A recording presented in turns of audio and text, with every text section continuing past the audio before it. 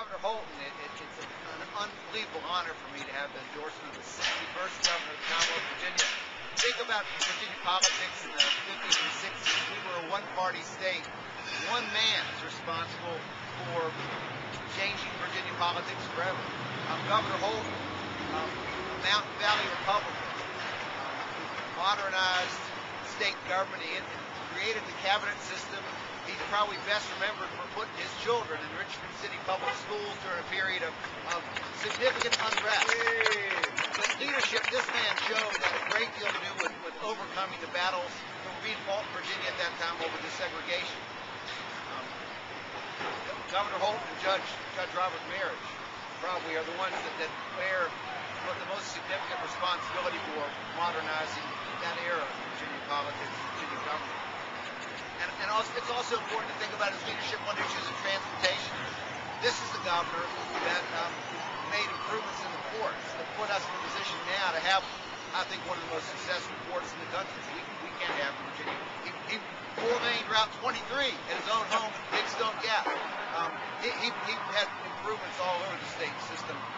And this is also a man who has not been bound up in rigid partisanship over the years. I'm honored to have his endorsement, and I'm honored to have his support.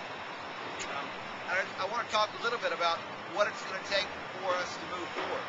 This election, as I see it, is about how we deal with Virginia's future, how we deal with the economic challenges, the very real challenges we face, how we make our public schools the best, most innovative they possibly can be, how we break the partisan logjam that exists today, and finally fix our transportation system, how we control government spending through competent, common sense bipartisanship, bipartisan management that makes government work better.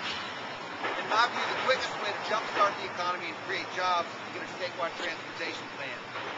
I spent a little bit of time the last couple of days on the Metro system, and I've talked to a lot of commuters, and I've experienced firsthand. I've ridden the Metro before.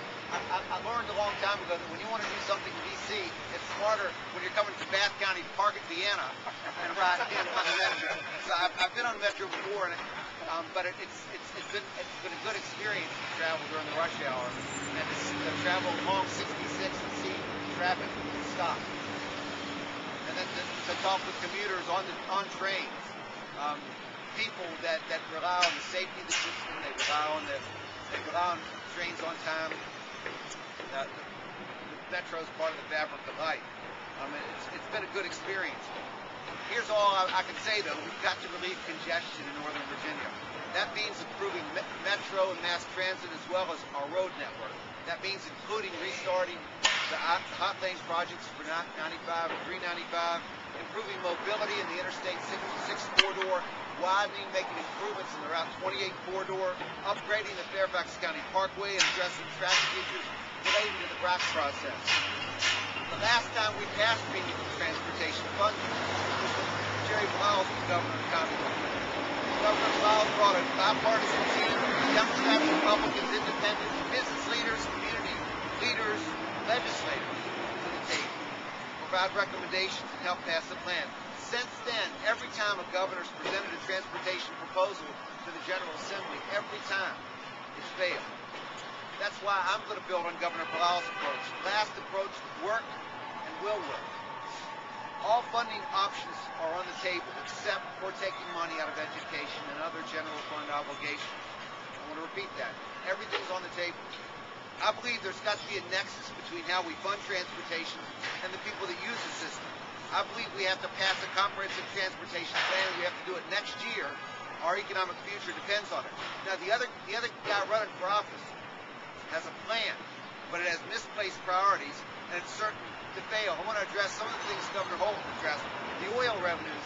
Here's the thing that people fail to recognize. Federal law does not allow for the states to share in the revenue, even if drilling could occur tomorrow, even if the first lease could be let tomorrow, and it can't under federal law before 2011, maybe not before 2012. But the law right now doesn't give us the opportunity to share in that revenue. So that's a false promise, one that's bound to be, at best, rely on the federal government.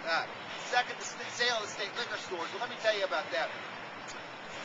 Governor Wilder recommended the sale of liquor stores, and a lot of government officials, if you put the whole whole package together, his report said you would save $500 million. But there's nothing that ties that number to the sale of the liquor stores.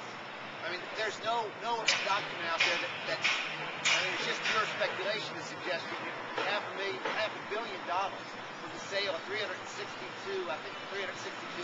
liquor stores. I mean, maybe somebody here has visited all liquor stores. Maybe you've inventoried them, but I don't think we can get $500 million. And the other side of it, just as Governor Holton pointed out, those ABC stores today put over $100 million in the general fund. $65 million of that goes directly to mental health funding. Now, after what happened at Virginia Tech, no one in the General Assembly is going to reduce mental health funding. And I think everybody recognizes that. So, the tolling idea, what he's proposed is tolls on 85 and 95 on the Virginia side of the border, coming from North Carolina. Well, Mark Warner requested that the federal government consider that in 2002, and as far as I know, we're still waiting to hear from the federal government on that one. So I'm not sure how we're going to have any more luck this time around. $5.4 billion out of the general fund over the next 10 years. Another proposal. Where's that going to come from? Governor Kane, who could have estimated the experiences he would have as governor? He's cut $5.6 billion out of the general fund in the last 3 years.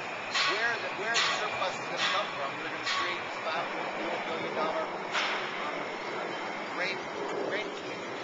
rainfall for transportation that's not going to occur. And of course, the general fund is used for education, health, public safety. It's just not there. Yet the McDonnell approach is a smoke and mirror approach to transportation. It doesn't fool anybody. Legislators, both Republicans and Democrats, have said his plan will not pass. Newspapers from all over the state have said his plan is dead on arrival. He's playing political games on transportation, and one thing is clear. If you want the status quo, if you are like the gridlock that people sit in Northern Virginia and Hampton Roads in particular, if you like the missed opportunities all over Virginia because of inadequate transportation infrastructure, then he's the guy you want to vote for. His plan is your plan. If you want to support the only approach that's worked in the last 30 years, take a look at my plan and support my efforts to pass a transportation plan that's going to allow us to unlock the avenues of commerce and move forward. In this race, there's one candidate with the experience and the record to jumpstart Virginia's economy. I will work in the tradition of Mark Warner and Tim Kaine. I'll be realistic and honest about the problems we face. I'll bring people together from both sides of the aisle and from all across the Commonwealth to create long-term solutions for the problems we face in the entire Commonwealth. We've got to move forward. That's what this campaign's about. I want to thank Linwood Holton for his endorsement.